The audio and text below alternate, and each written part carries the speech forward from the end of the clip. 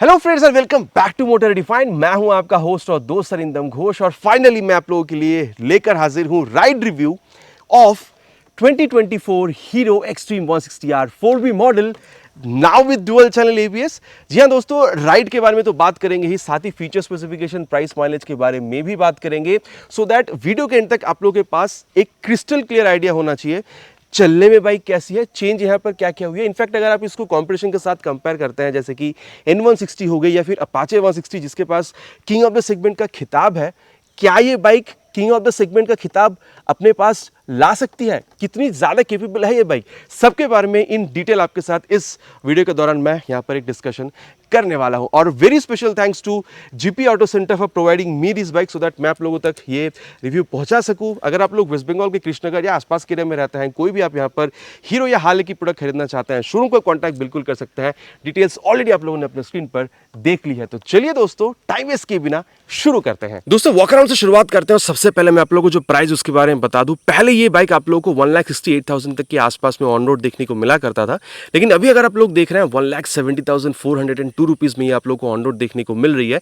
तो 2 से 2,500 तक का जो प्राइस आप कह सकते हैं कि इंक्रीज है, वो भी आप लोग को यहाँ पर देखने में मिल रही है।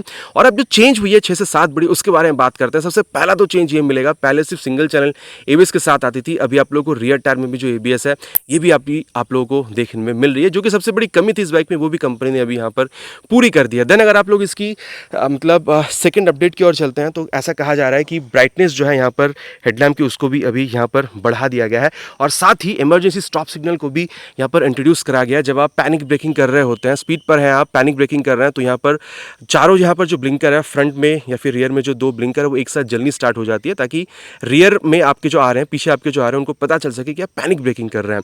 देन ऐसा भी एक शिकायत था कि यहाँ पर ये जो मीटर कंसोल है, दिन के टाइम पे बहुत अच्छी तरीके से इसको पढ़ा नहीं जा सकता था। तो अभी आप देख सकते हैं दिन का ही समय है, कितनी ज़्यादा धूप भी है, लेकिन फिर भी आप लोग को अच्छी तरीके से दिख रही है।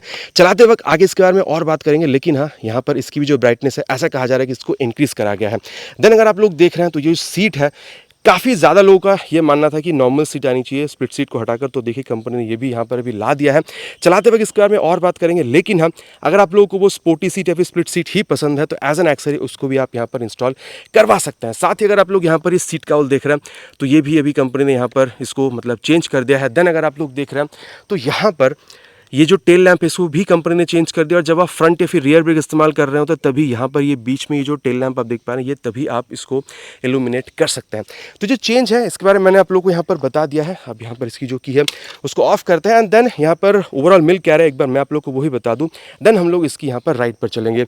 ऑल एलईडी हेडलैम्प का सेटअप एक बार मैं आप लोग को ये भी बता दूँ कि यहाँ पर आप लोग को ये जो हैजार्ड लैम्प का ऑप्शन है ये भी मिल रहा है, काफ़ी फ्लेक्सिबल वाली यहाँ पर ये जो टर्न इंडिकेटर है ये भी आप लोग को मिल रही है। 37 mm की यहाँ पर आप लोग को कायाबा की ये जो यूएसडी सस्पेंशन है गोल्डन कलर की, ये भी आप लोग को यहाँ पर मिल रहा है। काफ़ी तगड़ा वाला आप लोग को यहाँ पर ये जो फाइबर का मडगार्ड है ये भी आप देख पा रहे हैं। 100/80 सेक्शन की tyre with 17 inches of alloy wheel, dual channel ABS का सेटअप, एंड देन 276 mm की जो पेडल डिस्क है ये भी आपको मिल रही है, जो ब्रेकिंग के टाइम पे हीट डिसिपेट करके ब्रेकिंग को और तगड़ी बनाने में हेल्प करेगी। बाकी इसकी फीडबैक कैसी है वो तो आगे हम लोग यहाँ पर टेस्ट करने ही वाले हैं। देन अगर आप लोग यहाँ पर इंजन में आ रहे हैं, तो कोई भी चेंज यहाँ पर नहीं हुई है। 162.3 CC single cylinder air oil cool full injected engine, और ऑयल कूलिंग के लिए आप देख सकते हैं कितना बड़ा से यहाँ पर रेडिएटर का जो सेटअप है वो यहाँ पर दिया हुआ है। बाकी N160 में से कंपनी ने हटा दिया है, यूएसडी लगाने की वजह से पैकेजिंग में प्रॉब्लम हो रही थी, लेकिन कंपनी ने यहाँ पर इसको काफ़ी बड़ा पैकेजिंग के साथ अभी भी मेंटेन किया हुआ है। 4 वाल्व इंजन है, यहाँ पर स्टिकरिंग वगैरह की हुई है, वो तो आप देख ही पा रहे हैं। अगर आप लोग यहाँ पर पावर फिगर देख रहे हैं वो भी बिल्कुल ही सेम है, 16.9 PS तक की max power and 14.6 newton metre तक की मैक्स टॉर्क। बाकी यहाँ पर अगर आप लोग फुट टेस्ट या फिर ब्रेक लीवर की क्वालिटी वगैरह देख रहे हैं, काफ़ी सही है। लेकिन हाँ, सबसे पहले मैं आप लोगों को यहाँ पर इसकी ये जो एग्जॉस्ट साउंड है वो मैं आप लोगों को सुनाना चाहूँगा।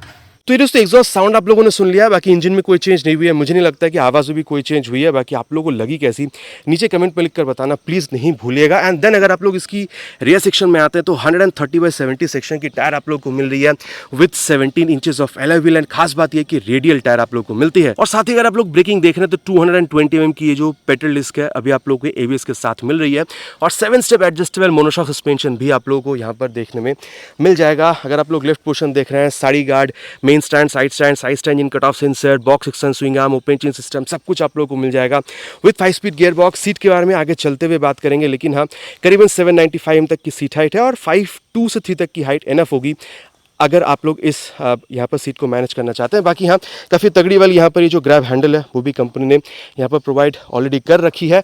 और टैंक अगर आप लोग देखते हैं तो यहाँ पर आप लोगों को 12 लीटर की मिलती है और एक्सट्रीम आप देख सकते हैं यहाँ पर 3D में कंपनी ने इसको लिख रखा है। बाकी अगर आप लोग देख रहे हैं तो हैंडल में भी हल्का सा यहाँ पर चेंज हुई है, इसके बारे में आगे चलते हुए बात करेंगे। पास लाइट की switch, high beam, low beam, turn signal, horn ठीक है, बहुत ज़्यादा लाउड ऐसा नहीं कहूँगा। देन हैजार्ड लैम्प का स्विच और यहाँ पर स्टार्ट स्विच को यहाँ पर आप देख सकते हैं कि स्विच के साथ यहाँ पर इंटीग्रेट किया गया है। मोबाइल आप कह सकते हैं कि चार्जर को यहाँ पर कभी छुपा के कंपनी ने दिया हुआ है और ऑल डिजिटल ब्लूटूथ कंसोल आप लोग को यहाँ पर मिल रहा है। टर्न बटन नेविगेशन तो आप इस्तेमाल नहीं कर पाएंगे, लेकिन कॉल, SMS अलर्ट वगैरह आप यहाँ पर इस्तेमाल कर पाएंगे अगर आप लोग हीरो की कनेक्ट ऐप को यहाँ पर डाउनलोड इंस्टॉल करके मोबाइल में थ्रू ब्लूटूथ अगर इसके साथ आप कनेक्ट करते हैं। बाकी यहाँ पर आप लोग को tachometer, speedometer, odometer, gear position sensor, time, then यहाँ पर फ्यूल गेज सेंसर, ये सारी चीज़ें आप लोग को दिख रही है। और मोड का बटन अगर आप इस्तेमाल करते हैं तो ट्रिप A, ट्रिप P और यहाँ पर ड्रैग 1, ड्रैग 2, ये सारी चीज़ें आप यहाँ पर एक्सेस कर पाएंगे। और अगर आप लोग यहाँ पर मोड के बटन को अगर यहाँ पर लॉन्ग प्रेस करते हैं तो ये देखिए ब्राइटनेस जो है उसको भी आप अगर कम ज़्यादा करना चाहेंगे तो वो भी आप यहाँ पर बिल्कुल कर सकते हैं, ठीक है। और मिरर के बारे में दोस्तों आगे हम लोग यहाँ पर चलाते हुए इसके बारे में बिल्कुल बात करने वाले हैं। मोटा मोटा बाइक के बारे में बात हो चुकी है, चलिए अब इसकी राइड पर चलते हैं। देन देखते हैं कि राइड के वक्त स्पेशली यहाँ पर जो ABS है कितना अच्छा एक्सपीरियंस आप लोग को निकाल कर दे सकती है। और दोस्तों अब राइड रिव्यू को स्टार्ट करेंगे बिना किसी टाइम वेस्ट के। सबसे पहले सीट पर बैठ के मैं आपको बता देता हूँ कि भाई यहाँ पर जो चेंज हुआ है, पहले स्प्लिट सीट था और अभी देखिए जो सॉफ्टनेस वगैरह है उसमें बहुत ज़्यादा आपको चेंज तो समझ में नहीं आएगी, लेकिन हाँ 795 की सीट हाइट पर आप बैठ रहे हैं। रियर फिटेड फुट पे एट द सेम टाइम बहुत ज़्यादा रियर फिटेड भी नहीं है और सीट जो है स्पेशियस है और कंफर्टेबल है, ठीक है।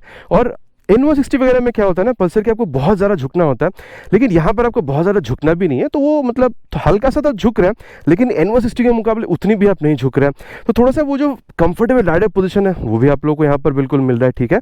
और चलिए अब यहाँ पर बाइक को करते हैं start. First gear, second gear, third gear. अब देखिए ये स्मूथनेस वगैरह जो बात है ना भाई, इस पे भी आप लोगों को इक्वली मिल रहा है। मतलब N160 वगैरह चला के जितना स्मूथनेस फील होता है, मतलब उसी टाइप की स्मूथनेस आपको यहाँ पर भी फील होगी, ठीक है। बाकी ये हम लोग एक्सेलरेशन टेस्ट के बाद इसके बारे में और बात करेंगे, लेकिन इनिशियल एक्सेलरेशन आपको अच्छी ही देखने में मिल रही है, ठीक है। और अगर मैं आप लोगों को यहाँ पर बताऊँ अबाउट क्लच, तो is on the mid side. I am not very sure, क्योंकि N160 में आप लोगों को स्लिप एंड असिस्ट क्लच मिलना शुरू हो गया। यहाँ पर वैसे कंपनी ने अभी तक कोई दावा किया नहीं है, ठीक है। लेकिन हाँ, अगर ऐसा कुछ होता है तो मैं आप लोगों को बहुत जल्द उसकी भी वीडियो आप लोगों के लिए मैं लेकर आ जाऊँगा। और साथ ही अगर मैं आप लोगों को बताऊँ कि यहाँ पर ये जो गियर शिफ्टिंग है ना, एकदम हल्की सी एफर्ट के साथ ना आप लोग अप एंड डाउन शिफ्ट कर पा रहे हैं, मतलब काफ़ी स्मूथनेस के साथ। और आज इस रास्ते में काफ़ी ज़्यादा ट्रैफिक दिख रही है मुझे यहाँ पे, तो मतलब गियर शिफ्टिंग में भी आप लोगों को बहुत ज़्यादा कोई प्रॉब्लम है ऐसा मैं बिल्कुल भी नहीं कहूँगा, ठीक है। और चलिए अब इतनी इंजन के बारे में बात हो रही है तो एक्सेलरेशन टेस्ट जो है वो भी कर लेते हैं, देन इसके बारे में आगे बात करते हैं। चलिए दोस्तों स्टार्ट करते हैं 3 हॉर्न के साथ।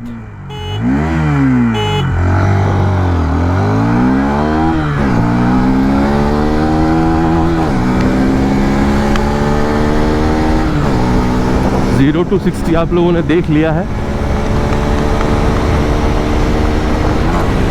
टाइम फॉर 0 to 100 और वो भी इसने आराम से यहाँ पर पार कर लिया है। मैं इतना कह सकता हूँ दोस्तों कि देखिए अब इंजन में कोई चेंज तो वैसे हुई नहीं है, ना ही वेट पे बहुत ज़्यादा कोई ऊपर नीचे हुआ है, तो रिस्पांस जो है इंजन में से यहाँ पर अभी आपको कोई जो चेंज है ऐसा फील नहीं हो रहा है। इनफैक्ट मैं इतना कह सकता हूँ कि भाई 90-100 तक जब आप जा रहे हैं उसके बाद हल्का सा जो बज़ है वो भी आप लोगों को लेफ्ट या फिर राइट फुट पेग में थोड़ा सा समझ में आ रहा है। लेकिन कंफर्टेबल क्रूजिंग स्पीड आप 110 तक मानकर चल सकते हैं। अगेन मैं कहूँगा हर रोड की अपनी स्पीड लिमिट होती है, स्पीड लिमिट को मान के चलाइएगा, लेकिन मतलब ऊपर नीचे आप इसको एक कंफर्टेबल क्रूजिंग स्पीड मान कर चल सकते हो। 100 के बाद हल्का सा वो जो बज़ है, मतलब आप कह सकते हैं वाइब्रेशन, वो आपको समझ में आएगी। और स्टेबिलिटी में यहाँ पर आप लोगों को जो कोई प्रॉब्लम है मेरे हिसाब से आप लोगों को फील नहीं होगी। और अगर आप लोग इसकी स्मूथनेस को कंपेयर कर रहे हैं विद N160, मैं कहूँगा भाई N160 जितनी स्मूथ इंजन जो है वो आप लोग को यहाँ पर भी देखने में मिल जाएगी। और दोस्तों अब यहाँ पर जो ब्रेकिंग है उसको भी टेस्ट करेंगे। सबसे पहले हम लोग यहाँ पर इसको 60 तक ले चलेंगे एंड 60 पे फ्रंट ब्रेक। भाई मैं कहूँगा ये देखिए फ्रंट ब्रेक जो पहले था ना, अब अभी मैं आप लोगों को वैसे बहुत ज़्यादा कोई जो फ़र्क है वो तो समझ में आने वाला नहीं, लेकिन मैं इतना बता दूं कि फ्रंट में आप लोगों को ब्रेक काफ़ी लाजवाब ही अभी देखने को मिल रही है, ठीक है। और सेम हम अगर मैं आप लोगों को बताऊं तो इसकी जो रियर ब्रेक है इसको भी हम लोग पहले 60 तक ले चलेंगे एंड देन रियर ब्रेक को भी यहाँ पर यूज़ करेंगे एंड 61 पे रियर ब्रेक। भाई ट्रस्ट मी, मैंने इसको एक्सट्रीम प्रेस किया है लेकिन एबीएस की इंट्रूशन मुझे बिल्कुल फील हुई है। टक टक से शायद आवाज़ आप लोगों को बहुत ज़्यादा ना मिला हो, लेकिन मैं फील कर पा रहा हूँ यहाँ पे। और मैं कहीं ना कहीं कह सकता हूँ कि भाई टायर फिसली नहीं है। एक तो रेडियल टायर है, ऊपर से एबीएस की भी यहाँ पर इंट्रूशन फील हो रही है, मतलब एबीएस भी काम कर रही है और रियर टायर फिसल भी नहीं रहा। मतलब आप अगर पैनिक ब्रेकिंग कर भी रहे हैं ना तो भी रियर टायर फिसलने की चांसेस बहुत ज़्यादा कम हो जाती है और आपकी जो सेफ्टी है इन्हांस वो बिल्कुल हो जाती है, ठीक है। तो रियर ब्रेकिंग भी काफ़ी आप कह सकते हैं प्रोग्रेसिव है, लेकिन ठीक है फिसल नहीं रही है। और चलिए अब रियर के संग संग बात फ्रंट को अप्लाई करके देखेंगे ताकि बेस्ट यहाँ पर जो ब्रेकिंग रिजल्ट है वो मिल सके। And rear with front brake, ये इसमें तो शायद आप लोगों ने आवाज़ सुना होगा, वो तड़तड़ वाली जो आवाज़ है, ठीक है, एबीएस इंट्रूशन से वो आप लोगों ने फील कर ली होगी। तो मैं ही कह सकता हूँ कि भाई और मतलब अगर आप लोग ओवरऑल ब्रेकिंग देख रहे हैं ना तो यहाँ पर आप लोगों को काफ़ी अच्छी देखने को मिल रही है, ठीक है। तो ब्रेकिंग की वजह से आप इस बाइक को रिजेक्ट कर देंगे ऐसा नहीं है। और एबीएस आने की बात तो भाई ये और ज़्यादा बेहतरीन बन चुकी है और एबीएस का इंट्रूशन रियर एबीएस में से बिल्कुल समझ में आ रहा है, ठीक है। तो कहना होगा कि भाई कंपनी ने यहाँ पर सही सही काम भी किया है एबीएस की वजह से। अब अगर मैं आप लोग को यहाँ पर सस्पेंशन या फिर ओवरऑल जो हैंडलिंग उसके बारे में बताऊँ तो सबसे पहले बाइक को हल्की सी इस तरीके से ऊबड़ खाबड़ में तो उतार के टेस्ट करना ही पड़ेगा भाई, नहीं तो मैं आप लोगों को बताऊंगा कैसे, ठीक है। अगर मतलब मैं इतना कह सकता हूं कि जैसे मैं आप लोगों को यहाँ पर एक्सेलरेशन के दौरान भी कह रहा था कि हाई स्पीड, टॉप स्पीड या फिर कॉर्नरिंग में काफ़ी बेहतरीन रिस्पॉन्स निकाल कर दे सकती है, लेकिन जब आप इस तरीके से गड्ढे पर से गुजर रहे हैं देखिए काफ़ी हद तक एब्जॉर्ब कर लीजिए, लेकिन अगर आप लोग बहुत ज़्यादा मतलब पत्थरों पर से गुजर रहे हैं तो भाई फीडबैक आप लोग को ये बिल्कुल देगी, ठीक है। आप देखिए यूएसडी है, मोनोशॉक है, ये तो भाई ये जो फीडबैक इसी के लिए तो कंपनी इसको इंस्टॉल करती है, तो फीडबैक आपको मिलेगा, वो झटका भी आपको फील कराएगी, ठीक है। तो आप ये कह सकते हैं कि हाँ high speed, top speed cornering में बहुत ज़्यादा हेल्प कर रही है। गड्ढों पर से भी जा रहे हैं तो काफ़ी हद तक आप लोगों को मतलब हेल्प करेगी, लेकिन अगर आप लोग पत्थरों पर से गुजर रहे हैं तो आप लोगों को थोड़ा बहुत जो झटका है वो भी ये बाइक बिल्कुल फील कराने वाली है। इन शॉर्ट आप ये कह सकते हैं मतलब चाहे ये फ्रंट सस्पेंशन हो चाहे रियर सस्पेंशन हो, पहले की तरह अभी भी आप लोगों को ये स्टिफर साइड पर ही मिलेगी। बाकी क्या ये काम कर रही है नहीं कर रही है वो तो मैंने आप लोग को अभी बता ही दिया है। और जहां तक हैंडलिंग की बात है, जब आप बाइक को इस तरीके से चला रहे हैं ना तो भाई बाइक आपकी बात मान रही है, बाइक इधर उधर भाग नहीं जा रही है। और एक बात है, ठीक है, फ्रंट सस्पेंशन में से जो फीडबैक है ना वो आप लोगों को समझ में आ रहा है भाई, मतलब वो जो स्टिफनेस है फ्रंट सस्पेंशन की वो आप लोगों को यहाँ पर बिल्कुल समझ में आ रही है, ठीक है। और मैं आप लोगों से इतना कह सकता हूं कि जो राइडर पोजीशन है वो काफ़ी हद तक कंफर्टेबल है, बहुत ज़्यादा रियर फिटेड फुटपैग नहीं है। रियर व्यू मिरर अगर आप लोग देख रहे हैं तो वो भी रियर व्यू आपको काफ़ी अच्छा खासा यहाँ पर निकाल कर दे रही है। ब्लूटूथ इनेबल मीटर कंसोल है, चार्जिंग पोर्ट आप लोगों को मिल रहा है, ठीक है। स्पेशियस सीट है, एक्सेलरेशन में तो भाई किंग है ये बाइक, चाहे अपाचे से कंपेयर कर लीजिए, एनएस से या फिर एन से आप लोगों को बेहतर रिस्पॉन्स भी निकाल कर दे रही है, ठीक है। देन अगर आप लोग देखते हैं ब्रेकिंग भी आप लोग को काफ़ी अच्छी तरीके से मतलब आप लोग को ये मतलब सही तरीके से बाइक रोक देती है। एबीएस की जो इंट्रूशन है रियर एबीएस में से वो भी समझ में आ रहा है, मतलब वो भी अच्छी तरीके से काम कर रही है। और अगर आप लोग इसको एवरीडे राइड के लिए यूज़ कर रहे हैं तो भाई आप लोग को मज़ा आने वाला। लेकिन अगर आप लोग ओकेशनल हाईवेज पे जाना चाहते हैं, ऑफ रोड्स पे जाना चाहते हैं, फिर भी आप लोगों को काफ़ी हद तक ये मतलब हेल्प करने वाली है। तो ओवरऑल आप कह सकते हैं कि एक फन टू राइड बाइक है। अगर आप लोग इसको हेवी ट्रैफिक में भी चलाएंगे, एक्सीलरेट अच्छी तरीके से करेगी तो आप अच्छी तरीके से ट्रैफिक को काट के निकल पाएंगे, ठीक है। ट्रैफिक फिल्टरिंग वो जो बात है वो आप अच्छी तरीके से कर पाएंगे।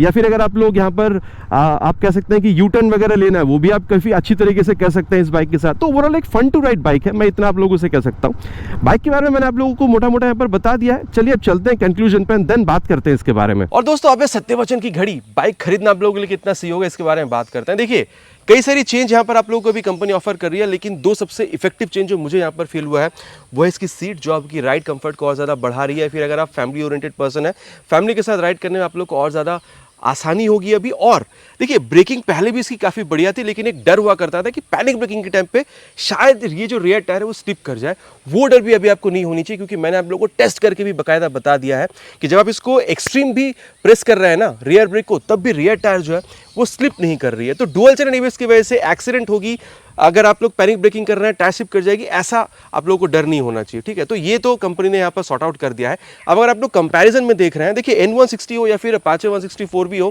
करीबन यही प्राइस रेंज में 1,70,000, 72, 75 ये जो प्राइस रेंज है, इसी प्राइस रेंज में आप लोगों को ये तीनों बाइक देखने में मिल जाएगी, ठीक है। N160, 160R4V dual channel ABS, या फिर आप कह सकते हैं अपाचे 164V। मैं इतना कह सकता हूँ, मुझे सिर्फ एक कमी यहाँ पर जो लगी है, जो आप लोगों को N160 या फिर अपाचे 164V में मिलेगी, वो है टर्न बटन नेविगेशन, जो यहाँ पर आपको नहीं मिल रही है। बस एक ही मुझे यहाँ पर ये कमी लगी है।